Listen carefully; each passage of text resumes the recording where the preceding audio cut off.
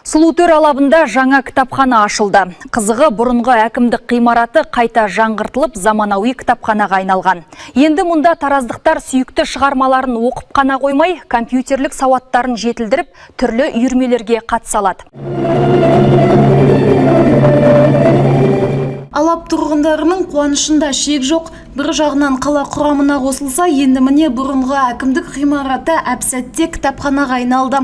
Жалпы аумағы 320 шаршы метр нысанға жергілікті бюджеттен 28 миллион теңгеден астам қаражат бөлініп, жөндеу жұмыстары жүргізілген. Қазір мұнда 10 мыңға жуық кітап қоры бар. Қолөнершілер қаласы болғаннан кейін қолөнер үйірмесі, қолөнерді үйрету, бұл тек қана балалар емес, үлкен үйде отырған, шаруалықта отырған әйел азаматтарға да қажетті өнер. Сондықтан сурет үйірмесі, қолөнер үйірмесі, домбыра тарту үйірмесі, осындай бірнеше үйірмелер жұмыс істейтін болады.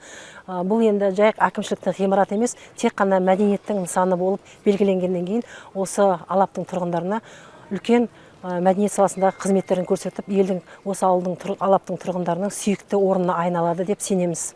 Кітапхана заманауи құрал жабдықтарымен толық қамтылған. Мұнда кең оқу залы мен коворкинг орталығы жұмыс істейді. Ал балалар мен жастардың қызығушылығын арттыру үшін домбыра, сурет салуды үйренеміз және қолөнер үйірмелері ашылмақ. Сондай-ақ ардагерлердің де білімін жетілдіруге мүмкіндік бар. Олар үшін компьютерді оңай үйренеміз үйірмесін ашу көзделіп отыр.